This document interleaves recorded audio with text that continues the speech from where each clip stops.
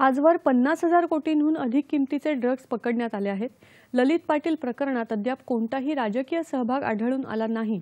या प्रकरणी संबंध असलेल्या 4 पोलीस अधिकाऱ्यांना बडतर्फ करण्यात आले, असं उपमुख्यमंत्री फडणवीस यांनी विधानसभेत सांगितलं।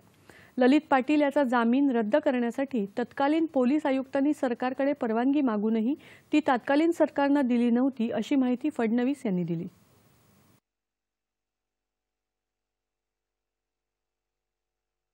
खरं म्हणजे ललित पाटील हे शिवसेनेचे म्हणजे उद्धवजींच्या शिवसेनेचे त्या ठिकाणी नाशिकचे शहर प्रमुख होते आणि त्याच्यामुळे मला असं वाटतं कुठला व्यक्ती हा कुठल्या पक्षात आहे वगैरे हे महत्त्वाचं नाही।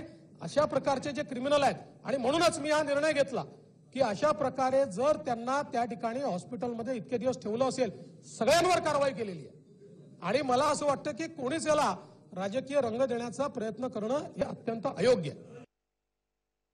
राज्यातली ड्रग तस्करी आणि माफिया यावर आळा घालण्यासाठी राज्यभरातल्या सर्व पोलीस ठाण्यात अंमली पदार्थ विरोधी कक्षाची स्थापना करण्यात येते। याशिवाय एक टास्क फोर्सही तयार करण्यात आलाय, अशी माहिती उपमुख्यमंत्री देवेंद्र फडणवीस यांनी आज विधानसभेत एका प्रश्नाच्या उत्तरादाखल दिली। केंद्र सरकारच्या अनेक कायद्यांमध्ये आपण अधिक्षेप केला असल्याने केंद्राचे 7-8 विभाग आपल्या शक्ती कायद्याची तपासणी करत असल्याने हा कायदा मंजूर होण्यास वेळ लागत आहे। त्यातच केंद्र सरकार आता IPC आणि CRPC यामध्येही बदल करत आहे। त्याचा परिणाम काय होतो तेही बघावं लागेल, अशी माहिती फडणवीस यांनी विधानसभेत प्रश्नोत्तराच्या तासाला दिली। याबाबतचा मूळ प्रश्न रवींद्र वायकर यांनी उपस्थित केला होता।